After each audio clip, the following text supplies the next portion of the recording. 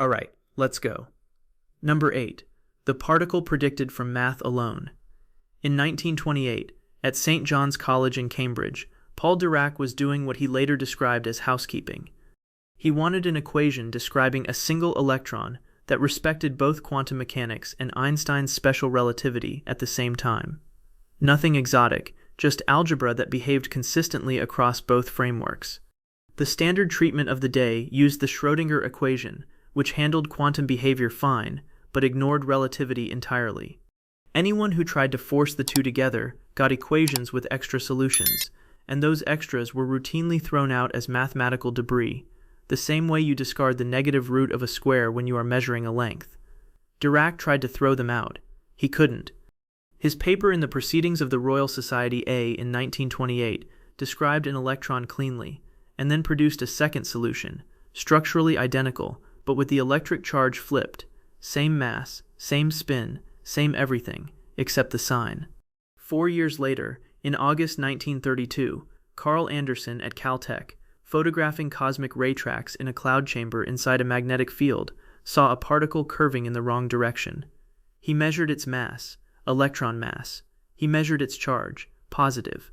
Dirac had won the 1933 Nobel Prize on the strength of the equation alone. Anderson received the 1936 Nobel for the observation. Physicists spent the next decade trying to make the second solution mean something less unsettling. First came the interpretation that it was a rounding error, a mathematical artifact of the square root structure, that died with Anderson's photograph. Then came Dirac's own hole theory, which proposed that the vacuum was an infinite sea of negative energy electrons, and a positron was just a bubble in that sea. That worked for electrons, but broke entirely for other particles. Quantum field theory eventually replaced it, and in that framework antimatter simply is. Every field describing every particle carries a matching antiparticle solution as a mandatory feature. There is no version of the mathematics where you can have matter without also having its mirror. Every equation describing every atom in your body carries within it, as a non-optional term, the prediction of another version of you. A version made of positrons and antiprotons. A version the equations demand should exist somewhere. Where is it? The math had doubled every particle.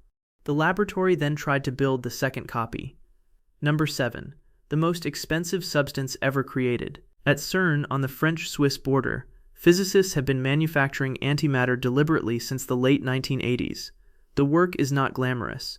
It begins with the antiproton decelerator, a ring roughly 190 meters in circumference, which takes antiprotons produced in high-energy collisions and slows them down enough that they can be trapped in magnetic bottles for study.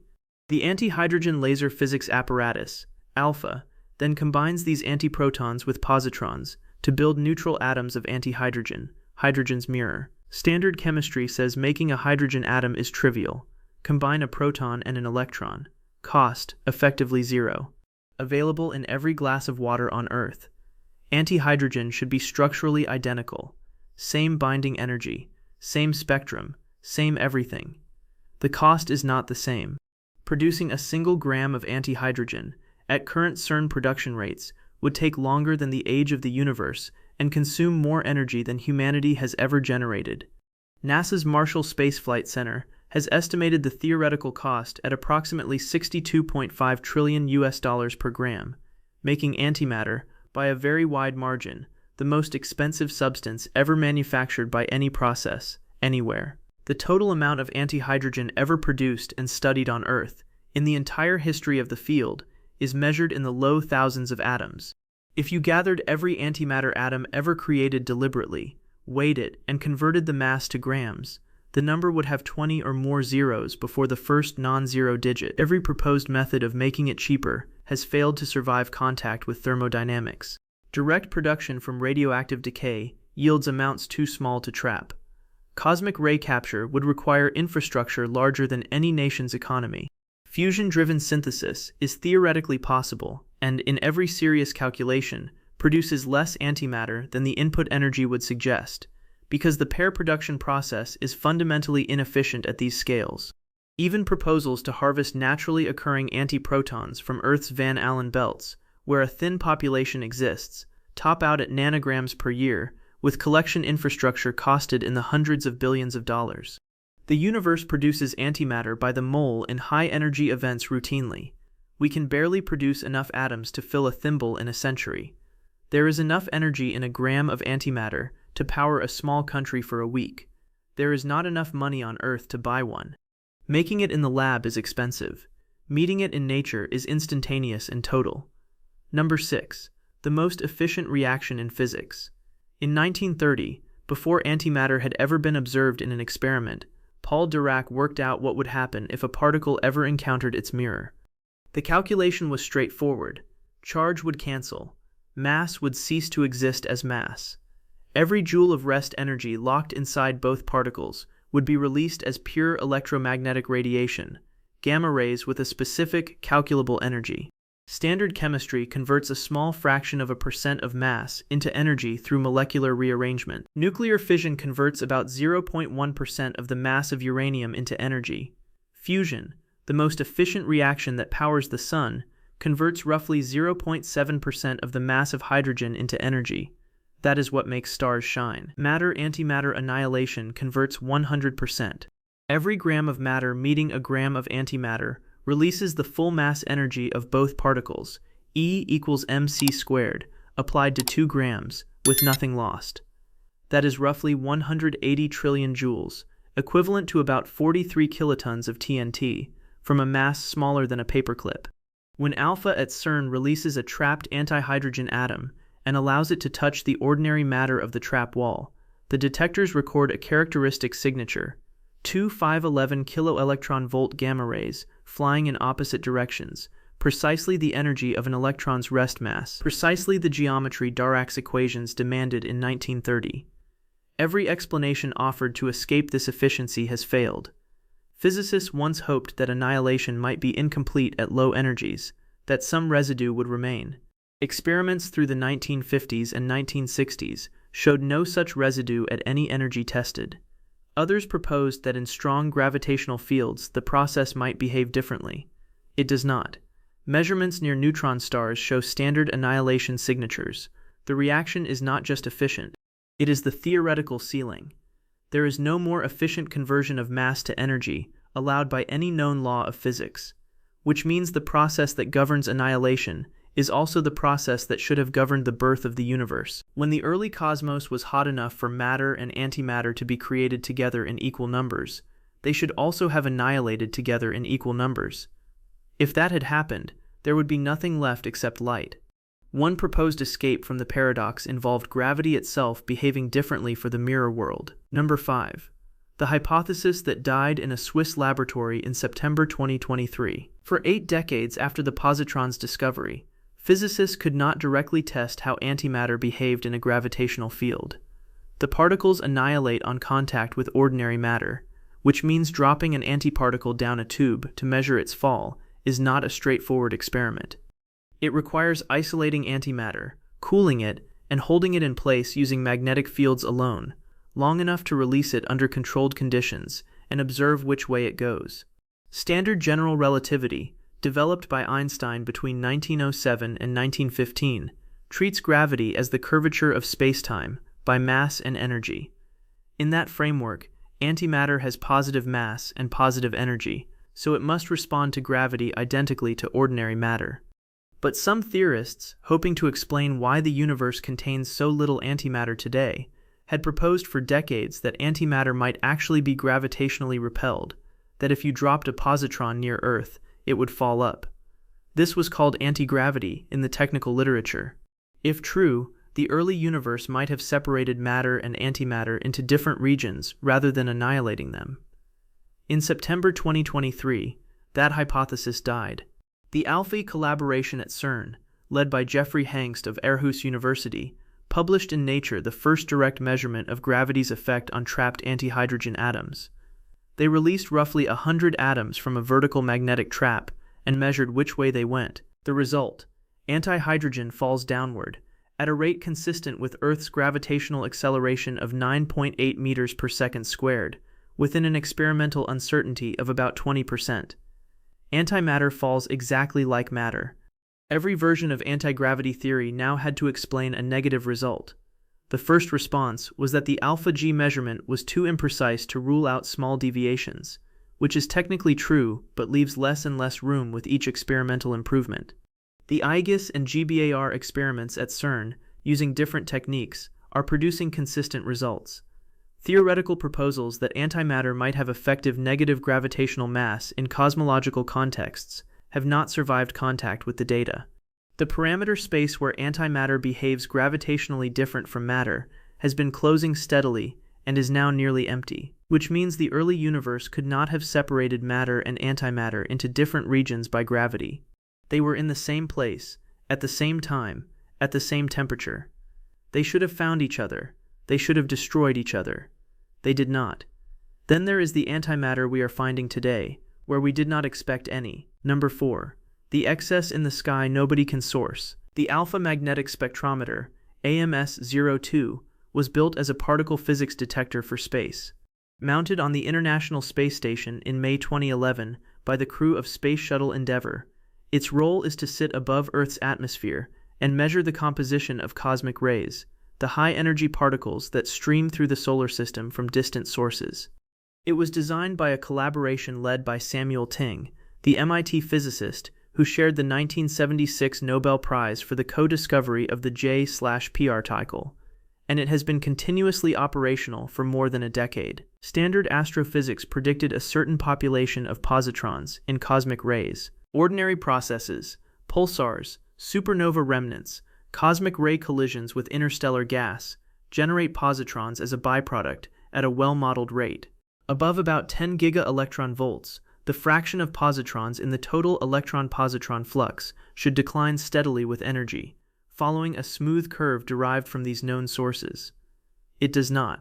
AMS-02 has measured, over more than a decade of continuous observation, a positron fraction that rises anomalously between roughly 10 and 300 giga-electron volts, then flattens. The results, published across multiple papers in Physical Review Letters from 2013 onward, are statistically overwhelming. The surplus is real, precisely characterized, and inconsistent with every standard astrophysical background model. Something in the galaxy is producing more antimatter than the known physics predicts, and it is doing so at high energies. Every proposed source has failed to fit the data cleanly. Nearby pulsars can produce the right energy range but struggle to match the exact shape of the spectrum. Supernova remnant models predict too shallow a rise. Dark matter annihilation, which was hoped for as the explanation because it would be a direct detection of the dominant mass in the universe, requires very specific dark matter particle properties that have themselves been excluded by other experiments. Some theorists have proposed exotic astrophysical objects, primordial black holes accreting matter, decaying superheavy relics, but none has been observed. The excess sits in the data, growing more statistically certain every year, without a confirmed origin. Somewhere in this galaxy, right now, more antimatter is being produced than the physics allows. It is streaming past you, into the atmosphere, colliding with air molecules, annihilating in bursts of gamma rays. You cannot see it. But instruments in orbit have counted it, and the count does not add up. The imbalance in cosmic rays was one measurement. The imbalance in physical law was found earlier. Number 3. The asymmetry that is real but too small. In 1964, at Brookhaven National Laboratory on Long Island, physicists James Cronin and Val Fitch were not looking for the deepest asymmetry in physics. They were studying the decay of neutral kaons, a type of subatomic particle that had already been shown, in earlier experiments, to obey certain symmetries during its decays. The prevailing assumption at the time, informed by decades of careful measurement, was that the laws of physics were symmetric under a combined operation called CP, charge conjugation, swapping particles for antiparticles, and parity, swapping left for right. If you performed both operations together, the equations should give the same predictions.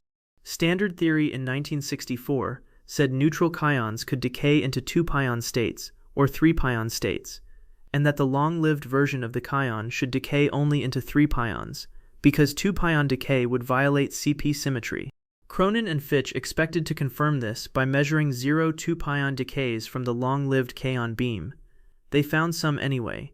Their paper in Physical Review Letters that year reported approximately 1 CP violating decay for every 500 normal decays, a small effect, but statistically undeniable.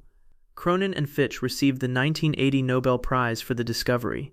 Later measurements at Fermilab, KEK, and the LHCb experiment at CERN have confirmed and extended CP violation to other particle systems, including B mesons and D mesons, with each measurement precisely characterized to many decimal places. Every hope that CP violation could account for the matter-antimatter imbalance has failed under quantitative scrutiny. The strength of the measured effect is many orders of magnitude too small, by common estimates, at least 8 orders of magnitude too small, to explain how the early universe ended up matter-dominated. Physicists then proposed that additional, undiscovered sources of CP violation must exist in extensions of the Standard Model, in supersymmetric particles, in neutrino oscillations. The Large Hadron Collider has looked. The T2K neutrino experiment in Japan has looked.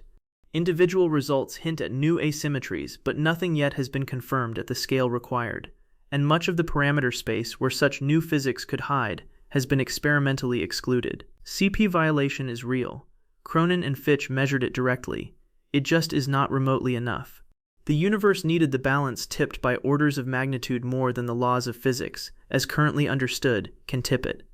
Which brings us to the fact that contains all the others. Number 2. The missing half of the cosmos. In 1967, the Soviet physicist Andrei Sakharov, working in Moscow, while under increasing political scrutiny for his human rights activism, published a short paper in Jet P letters outlining 3 conditions that any physical mechanism must satisfy in order to have produced a universe dominated by matter. The paper was 3 pages long. It changed the field permanently. His conditions require, first, that some process violates baryon number conservation, the rule that says the total count of matter particles minus antimatter particles stays constant. Second, that CP symmetry is violated. Third, that the process must occur while the universe is out of thermal equilibrium. Standard cosmology places these conditions in the first fraction of a second after the Big Bang, when the universe was hot enough for matter and antimatter to be created in vast, roughly equal quantities. Whatever process satisfied Sakharov's 3 conditions was supposed to leave a residue, about 1 extra matter particle, for every billion matter-antimatter pairs that subsequently annihilated. That residue became every galaxy, every star, every atom you have ever encountered. No such process has been confirmed. The Standard Model of particle physics, tested to extraordinary precision at the Large Hadron Collider through the 2010s and 2020s, contains sources of CP violation, but they are too weak by many orders of magnitude, as the previous entry established. It contains no confirmed baryon number violating process at all. Protons, for example, are predicted to decay in some grand unified theories, but experiments at Super Kamiokande in Japan, running since 1996, have set proton lifetime limits above 10 to the 34th power years, longer than the current age of the universe by many orders of magnitude, and no decay has been observed. Every proposed extension has been probed. Grand unified theories predicted specific baryon-violating processes. Those have not been seen. Electroweak baryogenesis required a Higgs sector with specific properties. The Higgs measured at CERN in 2012 by the ATLAS and CMS collaborations is too light and too Standard Model-like to permit the required phase transition. Leptogenesis, involving heavy right-handed neutrinos, remains theoretically viable, but has no direct experimental confirmation, and probably cannot get one with current technology. Every direct search for the mechanism that made you possible has come up empty. The matter you are made of is here. The mechanism that put it here is not in any confirmed physics. You exist because of a process nobody has ever demonstrated in a laboratory. Which brings us to the final and most complete statement of the problem. Number 1. The universe that should not exist. In the very earliest moments after the Big Bang, at temperatures above about 10 to the 15th Kelvin, the universe was filled with a plasma so hot that photons routinely produced particle-antiparticle pairs, and those pairs routinely met and annihilated back into photons. The system was in near equilibrium. According to every quantitative model of that epoch, the ratio of matter to antimatter produced by this thermal bath should have been almost exactly 1:1, deviating only at the level dictated by the CP violating asymmetries known to exist in the Standard Model. Standard prediction. As the universe cooled and expansion carried particles apart, matter and antimatter would annihilate systematically. The residue should have been almost nothing. Specifically, for every 10 billion matter-antimatter pairs that annihilated, there should have been an approximately 0 particle left over from standard model CP violation alone, leaving a universe overwhelmingly dominated by photons, with essentially no matter at all. The observed residue is many orders of magnitude larger than this. Careful measurements of the cosmic microwave background by the WMAP satellite between 2001 and 2010, and by the Planck satellite from 2009 to 2013, have quantified the actual baryon-to-photon ratio in the universe at approximately 6 times 10 to the minus 10th, meaning there are roughly 6 matter particles for every 10 billion photons. This is not the trace-level residue that standard model CP violation predicts. It is a substantial dominance of matter that, according to the same models, should not be here. Every attempt to explain the discrepancy has failed the quantitative test. Standard model CP violating sources are, by the most careful calculations, at least 8 orders of magnitude too weak to account for the observed baryon asymmetry. Supersymmetry, proposed as a possible source of additional CP violation, has been searched for at the Large Hadron Collider through the 2010s and 2020s and has not appeared at the energy scales originally predicted. Grand unified theories that would allow proton decay have been tested at Super Kamiokande and found insufficient. Electroweak baryogenesis models with the actual measured Higgs mass produce far too little asymmetry. Leptogenesis models remain viable but untested. Every specific mechanism has been either ruled out or remains purely theoretical, which means at the deepest level physics can currently reach, the fact that the universe contains anything at all is unexplained. Your body, the chair beneath you, every star in the sky, all of it exists because something happened in the first second after the Big Bang that no confirmed law of physics permits. Cosmologists call it the baryon asymmetry problem. It has another name, the problem of your own existence. Every entry on this list sits not at the edges of physics, but at the center of its most tested equations. The math predicted antimatter perfectly. It predicted annihilation perfectly. It predicted their equal creation in the early universe perfectly. The equations are not confused. We are. Every atom in your body is a violation of the physics that produced it, and no experiment ever run has resolved the contradiction. If you want to see more videos like this, click the video on screen.